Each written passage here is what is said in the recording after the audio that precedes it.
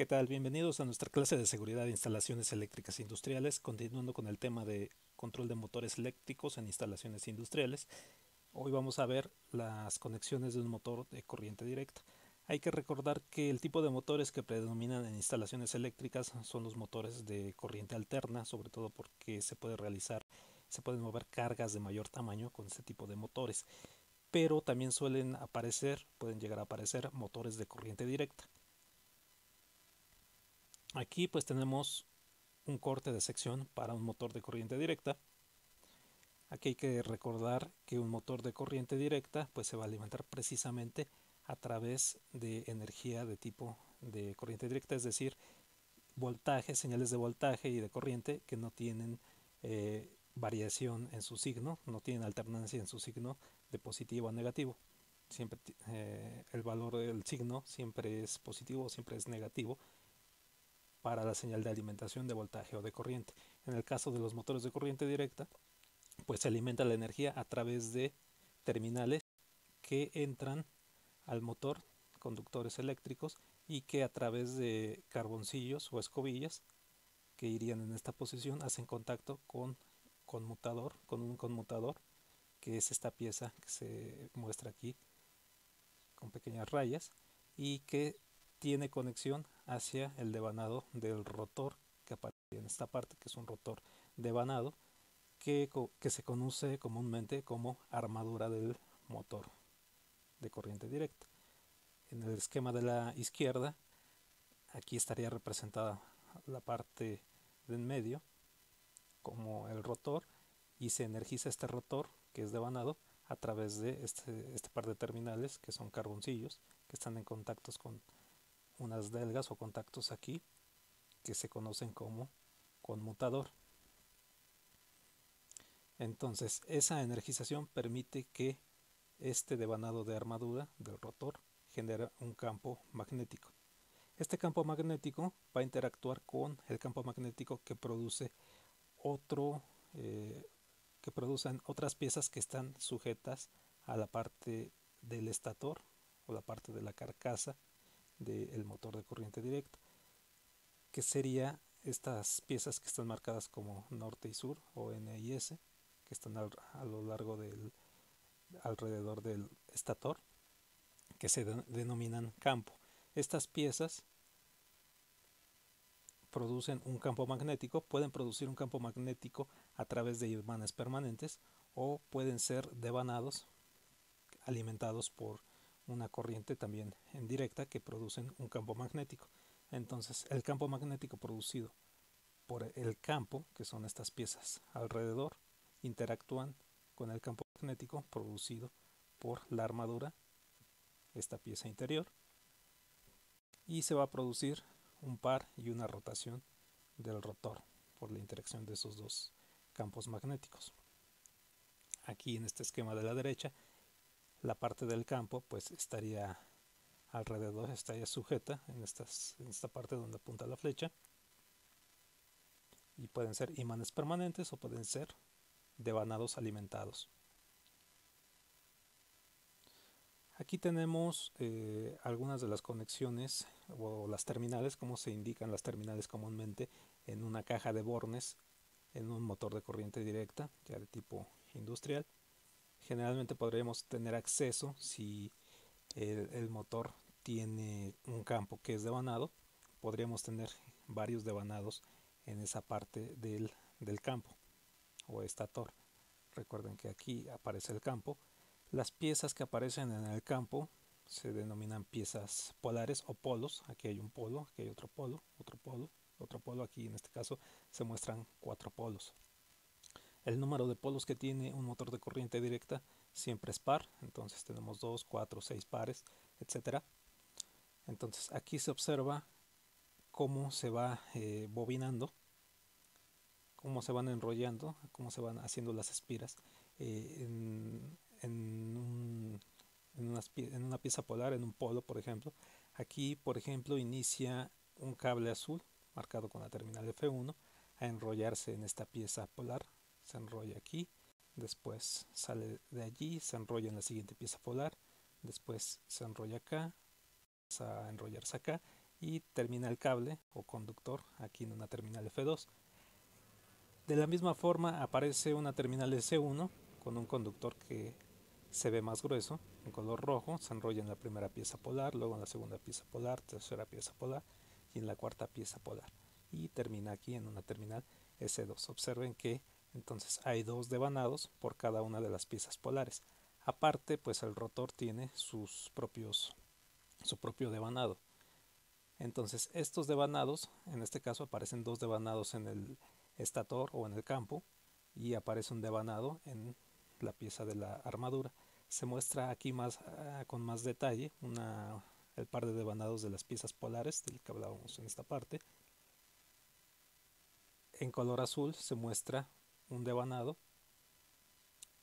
que aquí está indicado como bobinas de campo en derivación, y aquí aparece el otro devanado en color rojo indicados con la letra S, que se denominan bobinas de campo en serie.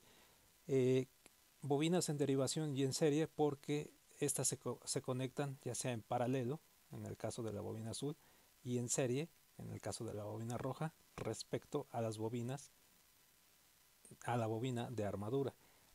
Las terminales de la bobina de armadura se encuentran en la caja de bornes como terminal A1 y terminal A2. Esta terminal sería A1 y terminal A2, mientras que las terminales de el campo, de las bobinas de campo, se encontrarían como F1 y F2, las terminales de derivación, y S1 y S2, las terminales en serie.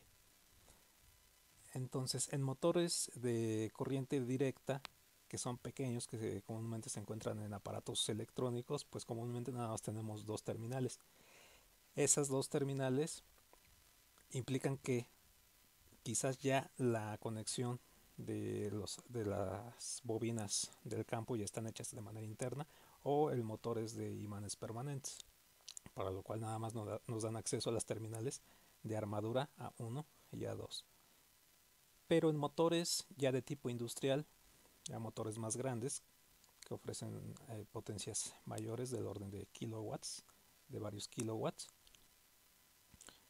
generalmente hay acceso a las terminales de campo y de armadura.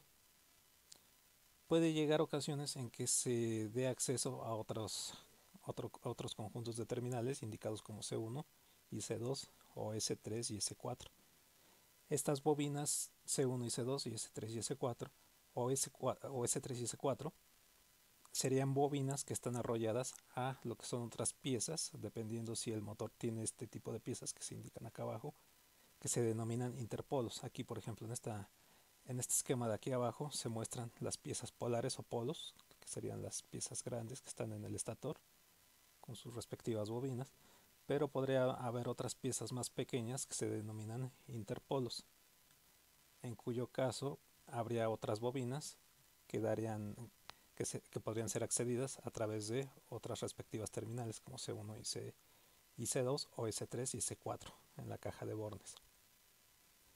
Esto cuando el motor puede usarse, se pone cuando el motor puede usarse como un generador también, aparte de ser usado como un motor.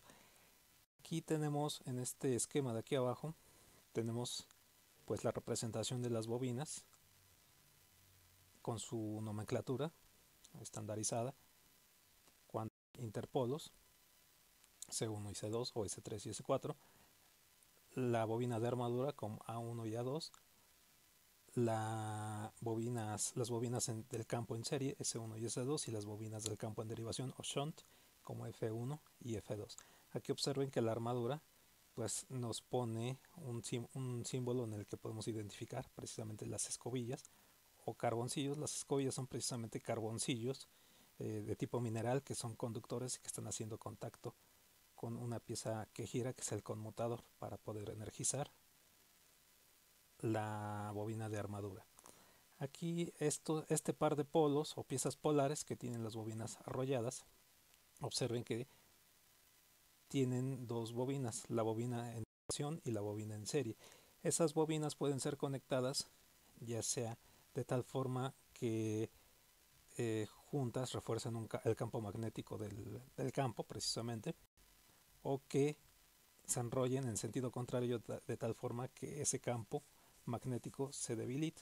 Entonces, en el caso en el que se refuerza el campo magnético, tenemos el caso de la conexión compuesta acumulativa, y en el caso en el que el campo se contrarresta, tenemos la conexión compuesta diferencial. El caso común es usar la conexión compuesta acumulativa, ya que resulta un poco más estable que la conexión compuesta diferencial,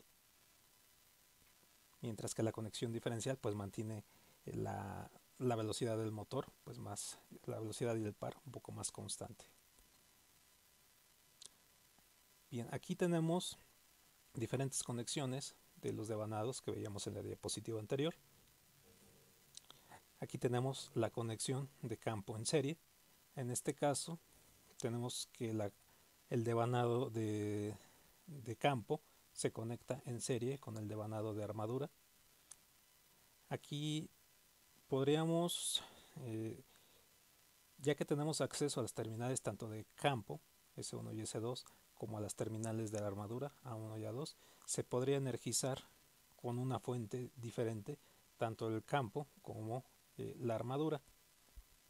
Pero es común que se utilice una sola fuente de alimentación de corriente directa. Entonces aquí, pues para utilizar una sola fuente de alimentación, esta sería la conexión en serie. Se conecta la bobina serie de campo en serie con la bobina de armadura.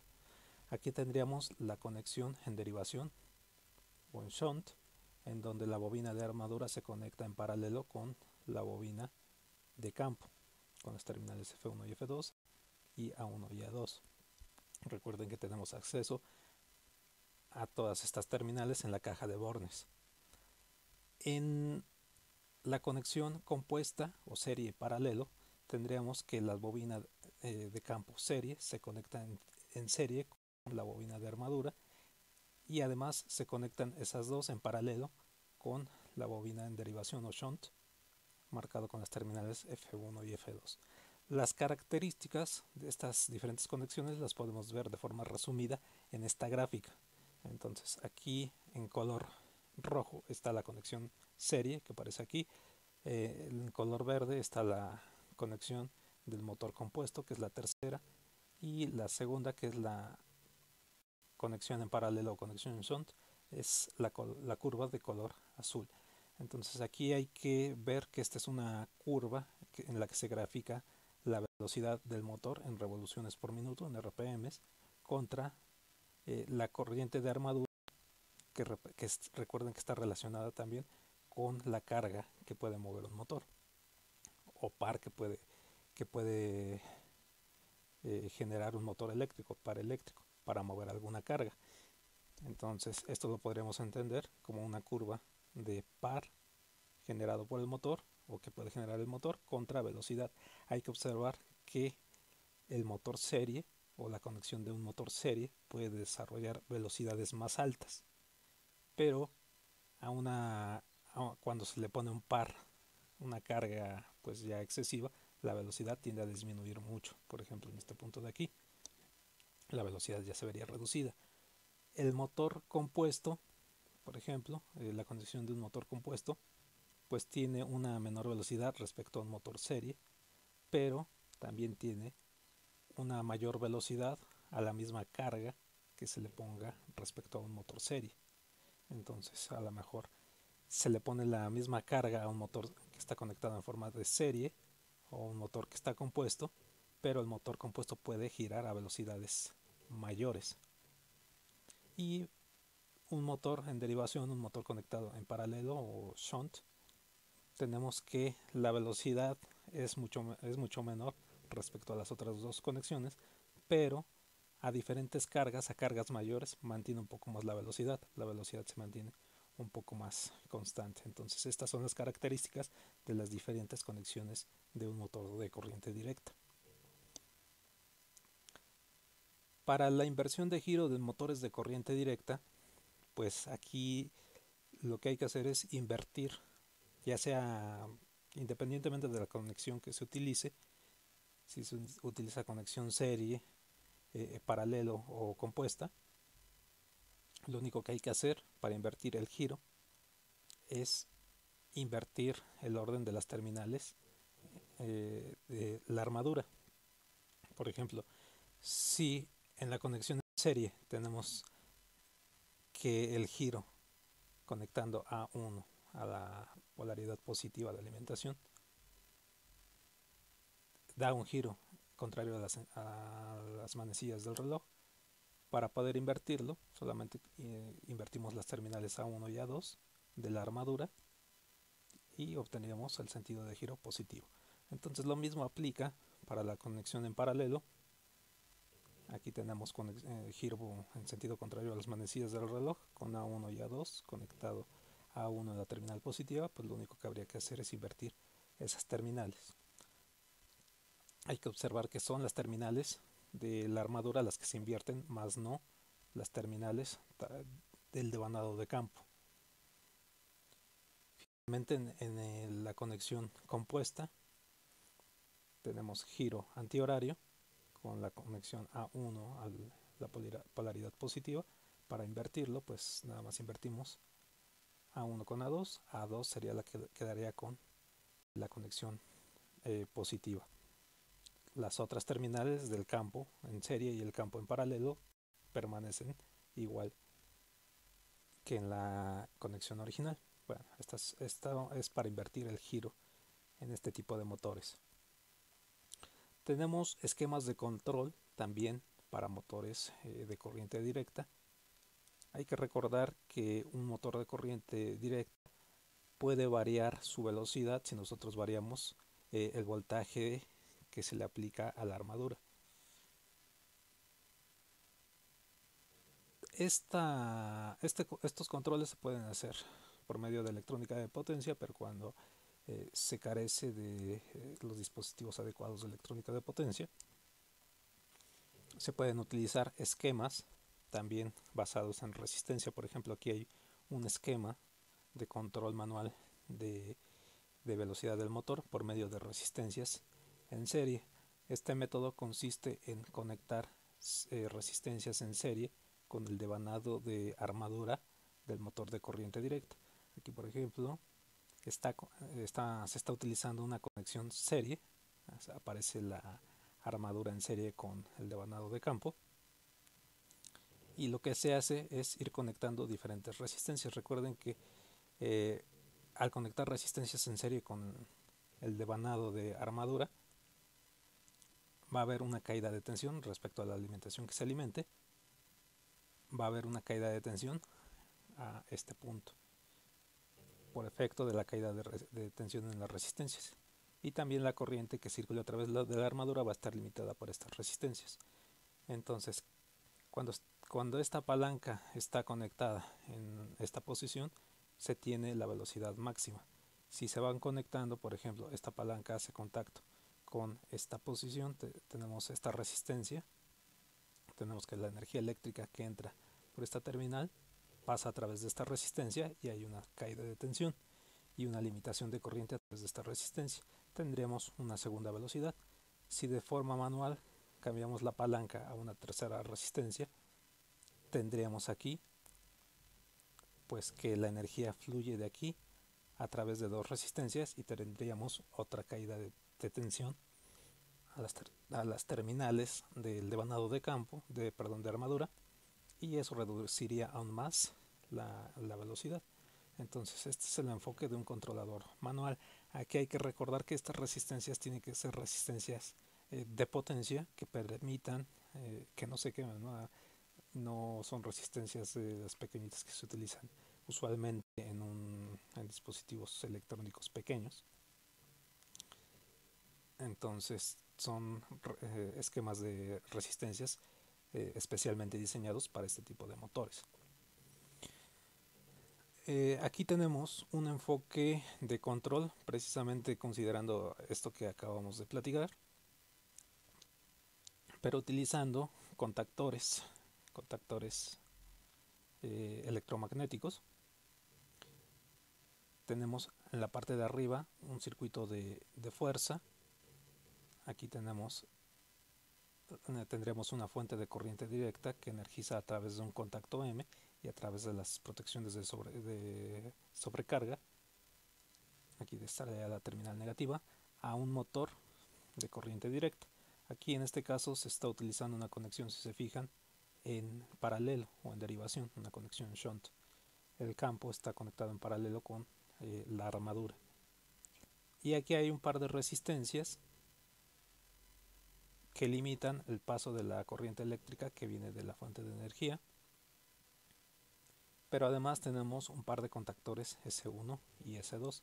Este par de contactores va a permitir que la energía que recibe este motor desde la fuente de acá pase o directamente por esta trayectoria, que sería la velocidad, que sería cuando recibe la energía completa y la máxima velocidad de operación, o podría pasar a través de este contacto y a través de resistencia, en lo cual tendríamos una velocidad más baja respecto a la configuración en el que la corriente fluye por acá, o podríamos tener la opción en que los dos contactos estén abiertos y la energía eléctrica tenga que fluir forzosamente por estas resistencias. En este caso tendríamos la velocidad más pequeña, ya que la limitación de la corriente estaría afectada por estas dos resistencias. Entonces observen que en este esquema tendríamos la posibilidad de operar este motor en tres velocidades diferentes dependiendo la apertura y cierre de estos dos contactos S1 y S2. Entonces ese circuito de fuerza que está aquí está controlado por el circuito que está abajo, circuito de control. Aquí hay que observar que aquí hay un transformador para energizar el circuito de control. En este caso es costumbre que los motores de corriente directa industriales se energicen a través de fuente de corriente directa, pero el circuito de control, utilizando relevadores electromagnéticos, sea energizado a través de fuentes de corriente alterna. Entonces por eso aquí está el transformador. Aquí pues la operación de este transformador, de este circuito de control, es como lo hemos visto ya en sesiones anteriores. Tenemos un botón de paro para desenergizar todo el circuito. Tenemos un botón de arranque. Cuando el botón de arranque se presiona, se energiza la bobina M. La bobina M que está aquí abajo permanece energizada. Aquí está 1M, parece que sobra el 1. Entonces cuando se energiza M, esta bobina M, este contacto M se cierra y eso permite mantener energizada esta bobina M. De tal forma que también se energiza este contacto y permite la alimentación de energía eléctrica a través de las resistencias hacia la armadura del motor. Entonces el motor empezaría a girar. De la misma forma, una vez que se energiza la bobina M, se cierra este contacto M y se energiza esta bobina temporizada con 3 segundos. Después de 3 segundos de haber sido energizada esta bobina TR1, se cierra este contacto energizando S1.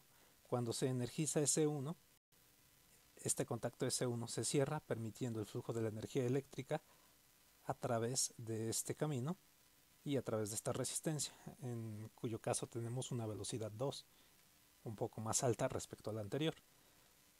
Cuando se energiza la bobina S1, se cierra este contacto de inmediato y se acciona la bobina TR2, que es otra bobina temporizada. Entonces, después de 3 segundos de haber sido energizada esta bobina, se cierra este contacto energizando la bobina S2. Entonces, eso provoca que se cierre el contacto S2.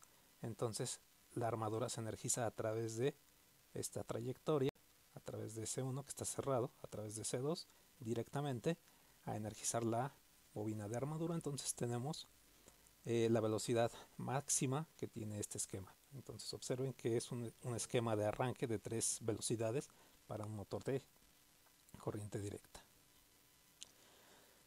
Aquí tenemos un esquema de control de giro adelante-atrás en un motor de corriente directa. Hay que recordar lo que ya platicábamos en las diapositivas anteriores, que en un motor de corriente directa nosotros invertimos la velocidad de el sentido de giro de un motor si nosotros invertimos la conexión de las terminales de la armadura. En este caso, aquí tendríamos nuestro esquema de fuerza y aquí tendríamos el esquema de control para hacer la inversión de giro en un motor de corriente directa. Se utilizan 4 contactos, 2 contactos controlados por una bobina F y 2 contactos controlados por una bobina R. Aquí la cuestión es hacer que la corriente eléctrica fluya en un sentido, entre por la terminal A1 y salga por la terminal A2. Esto es cerrar los contactos F al mismo tiempo y dejar los contactos R abiertos. O si queremos invertir el giro, nosotros tendríamos que hacer que la corriente eléctrica llegue por el lado A2 del motor de corriente directa y salga por el lado A1 y fluya hacia el regreso, el retorno del circuito. En este caso tendríamos que cerrar el contacto R y abrir los contactos F. Entonces podríamos tener esta trayectoria e invertir el sentido de giro. Aquí, si se fijan, se está usando como ejemplo una conexión que es de tipo compuesta, serie paralelo, ya que aquí tenemos la bobina serie en serie con la bobina de campo en serie con la bobina de armadura y la bobina de campo en derivación F en paralelo con la bobina serie y la bobina de armadura.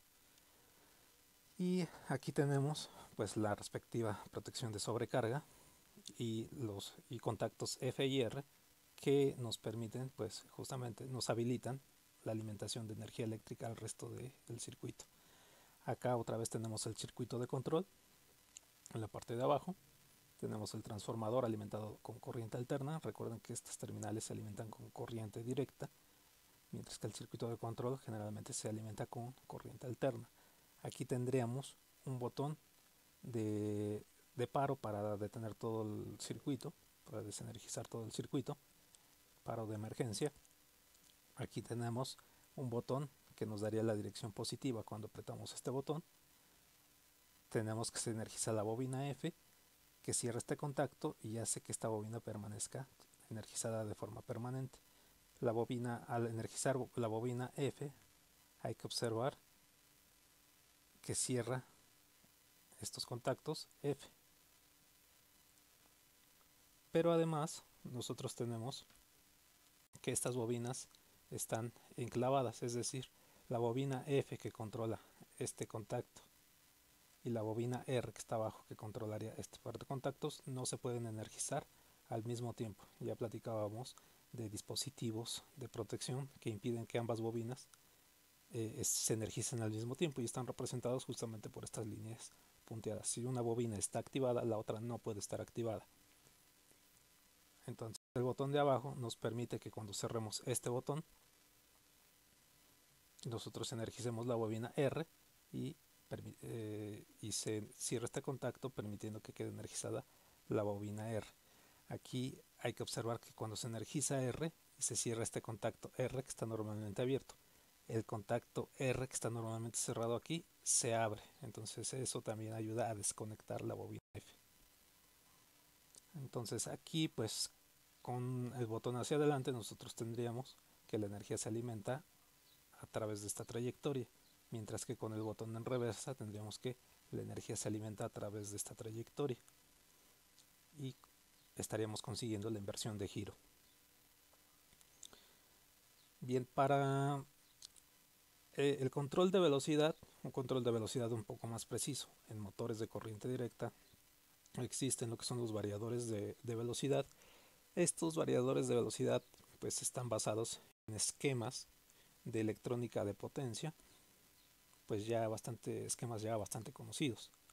Por ejemplo, rectificadores de onda completa a través del clásico esquema de un transformador con derivación central en el extremo secundario y utilizando 2 diodos rectificadores, o un puente de diodos completo.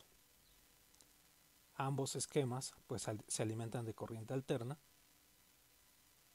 con una señal como esta y ofrecen a la salida una señal de corriente directa como esta. Esta señal de corriente directa pues ya se puede usar para alimentar directamente el motor de corriente directa. aunque no tenga un filtro para eliminar rizado, se puede usar esta onda de corriente directa. Podríamos tener este tipo de convertidores, todos estos son convertidores de corriente alterna a corriente directa. Aquí tendríamos una fuente de alimentación de tipo trifásica. En este caso tendríamos un circuito convertidor de corriente alterna a corriente directa, pero de tipo trifásico. Aquí este esquema pues tendría 3 diodos a la salida y la carga, en este caso esta carga estaría representando las terminales del motor que queremos alimentar. Entonces aquí tendríamos que si alimentamos con señales trifásicas, una fuente trifásica de este lado, estarían representadas por estas 3 señales desfasadas una respecto a otra 120 grados, y lo que vería la carga serían señales de voltaje ya rectificadas como estas, que ya son señales, ya sería una señal de corriente directa. Entonces aquí la ventaja de este tipo de rectificador respecto a este de acá es que este ofrece una potencia pues ya mucho mayor, son 3 fases, pero además el rizado que se tiene en la señal de salida pues es mucho menor que el rizado que se tiene aquí. Aquí tenemos un rectificador de onda completa, otro esquema, pero otro esquema del rectificador trifásico como el de acá arriba, pero aquí tendríamos señales, bueno, tendríamos un esquema de puente completo. Aquí tenemos un puente de diodos en donde en la parte central de cada par de diodos tenemos la conexión hacia la señal, hacia la fuente trifásica, cada una de las fases de la señal de alimentación. Aquí la carga estaría siendo alimentada, si se fijan, con voltajes línea a línea. Entonces, a diferencia del circuito de aquí, que se alimentaba con voltajes de línea neutro, aquí la carga representada por esta resistencia, o lo que estaría representando las terminales de nuestro motor, serían voltajes que están conectados línea a línea. Recuerden que un voltaje línea a línea es raíz de 3 veces mayor que un voltaje de línea neutro. Entonces la forma de onda que vería la carga conectada a este rectificador sería como esta, en donde nosotros tendríamos, aparte de la potencia proveniente de 3 fases, tendremos un rizado mucho menor, porque bueno, aquí están superpuestas las señales, las formas de onda ya rectificadas, pero lo único que estaría, la parte que estaría viendo esta carga en sus terminales serían pues las crestas. Sería una señal ya prácticamente más constante, ¿no? Un rizado mucho menor. Y bueno, aquí estos 3 esquemas son esquemas de electrónica de potencia en los que directamente no se puede controlar la velocidad tal como se conectan y el valor y con el valor promedio que se generan en estas salidas, pues con ese valor de voltaje promedio va a fijar la velocidad del motor. Pero hay esquemas en los que se puede variar, por ejemplo, con este controlador que se muestra a la derecha, se observa que se puede variar la velocidad del motor en un rango, en un cierto rango de velocidades. Entonces, para tal dispositivo de control habría que utilizar dispositivos que puedan modificar el valor medio de salida del voltaje. Entonces, ese tipo de controladores se puede realizar por medio de rectificadores controlados de silicio o SCRs, como se muestra en este caso. Aquí se muestra un ejemplo simple utilizando SCRs o rectificadores controlados de silicio. Hay que recordar que un rectificador controlado de silicio tiene un funcionamiento muy similar a lo que es un diodo, solamente que aparte de las características que necesita el diodo para conducir, hay que aplicar un pulso de corriente eléctrica a través de la compuerta del SCR para que pueda iniciarse una conducción, de tal forma que nosotros podemos controlar en qué momento queremos que inicie la conducción este tipo de dispositivos. Si nosotros podemos elegir el momento en el que se inicia la conducción, pues nosotros podemos controlar un poco la cantidad de onda que va a recibir la carga. Podemos dejar pasar la onda completa o podemos quitarle ciertos trozos a la onda que recibe la carga eléctrica, en este caso la armadura de un motor de corriente directa. Eso modifica el valor promedio y eso puede modificar también, y eso modifica al mismo tiempo la velocidad del motor. Entonces, estos disparos pues se realizan por medio de algún control que puede tomar en cuenta también si hay una falta de campo, si el campo magnético es débil o es fuerte, si se está midiendo la corriente, si se está midiendo la velocidad, puede tomar en cuenta diferentes variables. Todo eso se puede integrar en un cierto controlador para darle los disparos. Se le denomina disparo a los pulsos de corriente que activan estos SCRs, de tal forma que nosotros podemos variar el valor promedio de voltaje, podemos controlar el momento en el que queremos que conduzcan estos dispositivos. Entonces observen que este puente que aparece aquí con 6 SCRs es muy similar a este puente de acá. Entonces tendríamos que este es un rectificador como rectificador trifásico, pero en el que nosotros podemos quitar ciertos pedazos de onda a esta gráfica, y si podemos quitarle ciertos pedazos dependiendo del momento en el que accionemos los SCRs, pues esta señal promedio, la señal promedio de voltaje que entregaría esta señal de onda, podría reducirse un poco más, lo cual podría ofrecer en las terminales del motor diferentes velocidades, dependiendo cómo elijamos, cómo ajustemos nosotros los ángulos de disparo de los dispositivos SCRs. Bien, tenemos variadores de velocidad también de motores de corriente alterna. Entonces, este tipo de variadores de velocidad, que ya son muy usados actualmente en las industrias, pues pueden tener formas como estas, son muy similares a este tipo de dispositivos.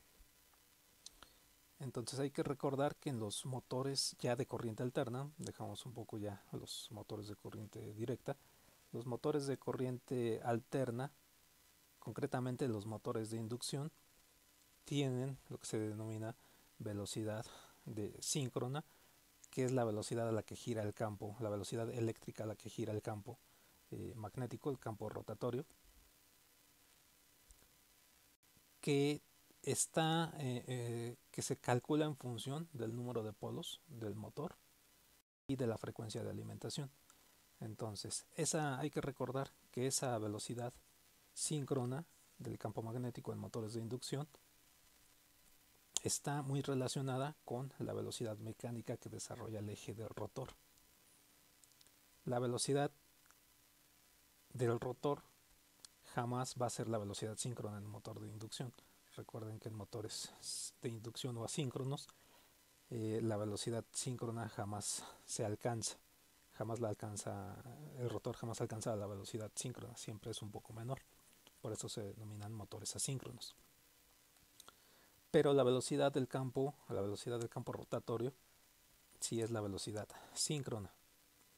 Entonces hay que recordar que esa velocidad pues va a depender justamente del número de pares de polos y la frecuencia de alimentación.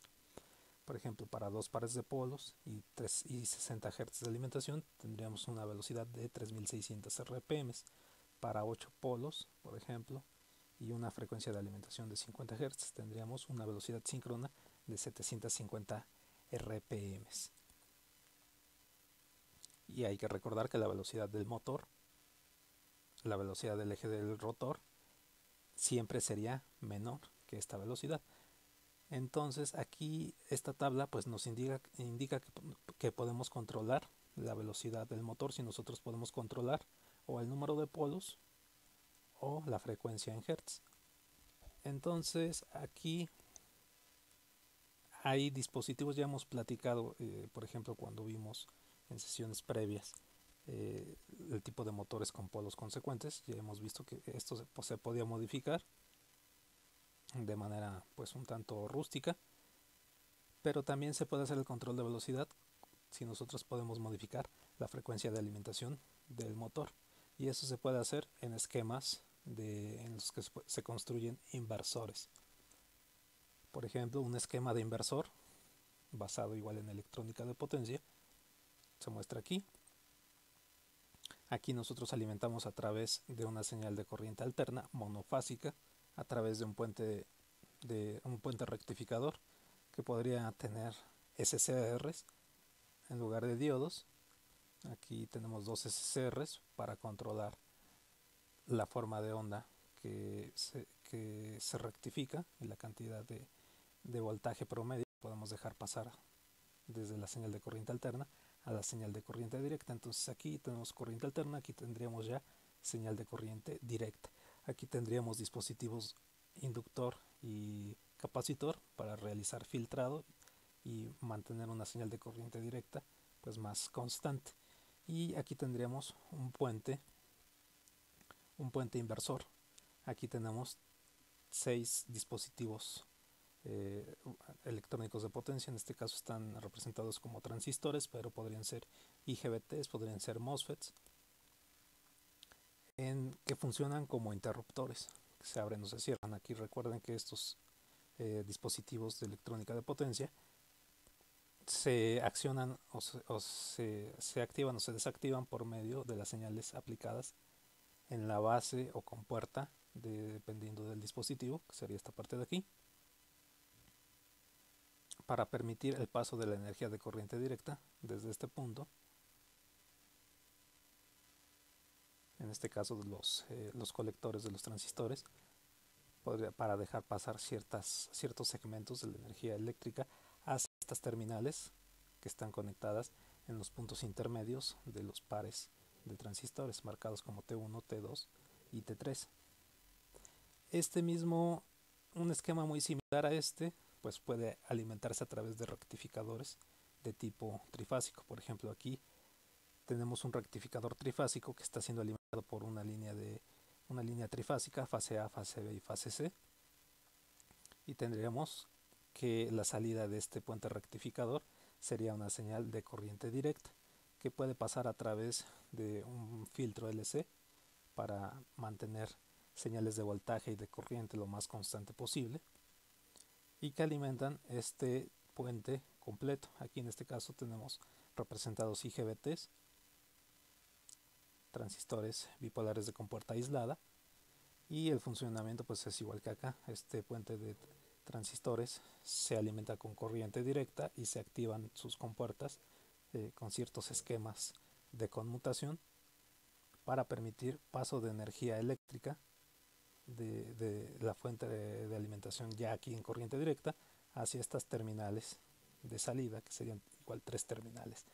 Aquí lo que nos permiten este tipo de dispositivos es justamente convertir una señal de corriente alterna en otra señal de corriente alterna, en este caso una señal trifásica, pero además como nosotros podemos poner el esquema de conmutación de estos transistores, nosotros podremos establecer a qué frecuencia queremos esta señal trifásica de corriente alterna. Podemos tener frecuencias variables, lo cual nos permitiría alimentar un motor de corriente alterna a diferentes frecuencias y por lo tanto podríamos cambiar la velocidad de rotación de un motor eléctrico de inducción trifásico, y el mismo funcionamiento aplicaría para este esquema. Aquí solamente la diferencia entre este esquema y este esquema es que este utiliza una fuente monofásica y este utiliza una fuente trifásica. En este esquema pues también nosotros podemos controlar la frecuencia de conmutación de estos transistores y podremos generar una señal trifásica de salida a diferentes frecuencias, y podremos por lo tanto modificar la velocidad del motor, de un motor de inducción.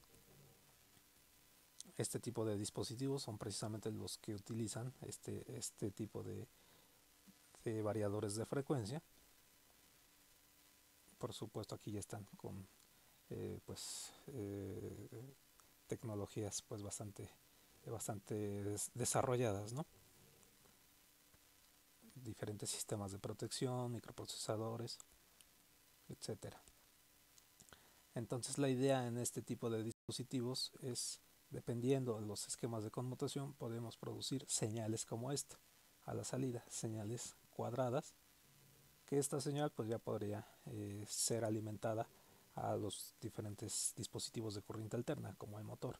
En este caso pues tenemos una señal cuadrada, o podríamos tener una señal escalonada de voltaje como esta, que esto ya sería una aproximación más, pues más parecida a lo que sería la señal senoidal de corriente alterna que requieren los motores de corriente alterna.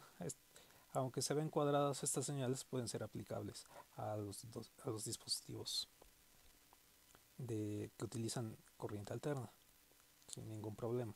O podríamos tener esquemas de conmutación basados en modulación de ancho de pulsos, como las señales PWM, que producen estos esquemas de conmutación.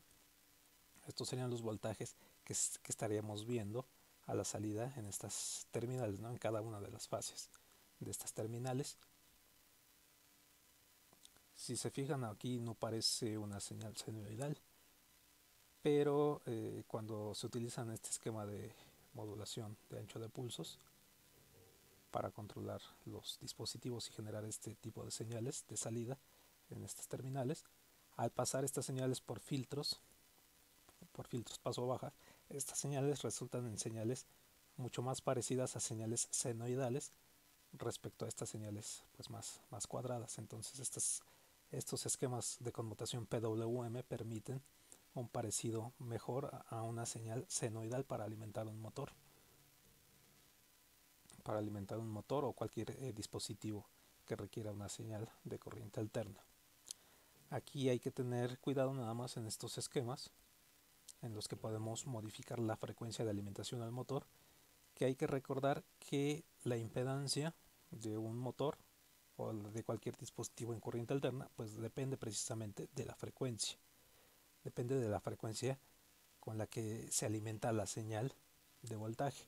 En este caso, la impedancia o la reactancia inductiva de un circuito precisamente inductivo estaría dada como 2pi por F por la inductancia, que sería esta expresión. Recuerden que la impedancia es una forma de...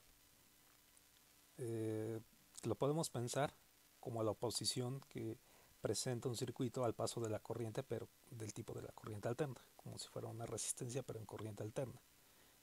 Sería como la impedancia. Si la frecuencia en este caso se reduce a cero, se hace muy pequeña, tendríamos que la impedancia o oposición al flujo de la corriente resulta muy pequeña, y eso puede producir un cortocircuito. Entonces, generalmente en este tipo de configuraciones, cuando se reduce el valor de la frecuencia, también se tiene que reducir el voltaje de alimentación. Es decir, cuando reducimos en estos esquemas de generación de señales de corriente alterna, cuando reducimos la frecuencia de estas señales, también tenemos que reducir la amplitud del voltaje que está siendo alimentado al circuito, en una relación pues similar, ¿no? Si se reduce la frecuencia del 50%, pues el voltaje tendría que reducirse algo así también del 50%, para evitar causar daño al dispositivo que se está alimentando, ya que estamos reduciendo la impedancia del circuito al reducir la frecuencia. Bien. Finalmente aquí hay otros detalles. Aquí pues en realidad hay muchos convertidores, muchas variantes que se pueden utilizar en electrónica de potencia para alimentar motores. Aquí solamente pues de manera breve se describieron algunas, y aquí por ejemplo se describe otra de las configuraciones para obtener la inversión de la señal de corriente directa a una señal de corriente alterna, en este caso utilizando SCRs.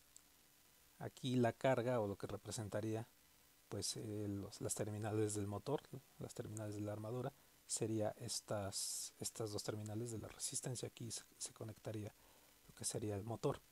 Todo lo demás son dispositivos que componen el convertidor de directa a alterna, de corriente directa a alterna. El objetivo de este circuito es alimentar por medio de una corriente directa, en este caso representado por una batería, la carga. En este caso, dependiendo de cómo activemos o desactivemos estos SCRs o estos o rectificadores controlados de silicio, nosotros podríamos hacer que la energía eléctrica que le llega a la carga fluya en un cierto sentido por aquí, por ejemplo, a través de esta trayectoria, fluye por aquí. Si están activados dos SCRs, el SCR A, o podríamos hacer que fluya a través de esta otra trayectoria. Aquí es por acá.